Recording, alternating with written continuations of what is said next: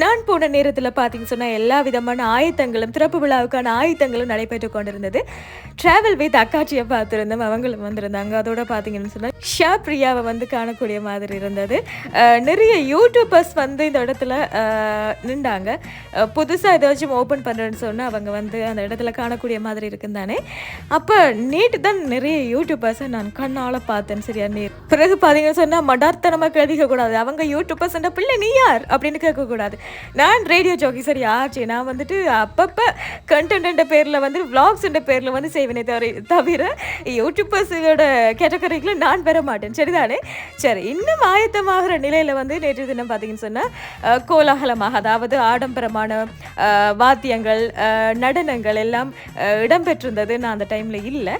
சரி நான் வெளியில போயிட்டு திருப்ப வந்து பார்க்குற நேரத்துல எல்லாம் வந்து திறப்பு விழாலாம் நடைபெற்றது. இப்ப பார்த்தீங்கன்னு சொன்னா நிறைய பேர் வாச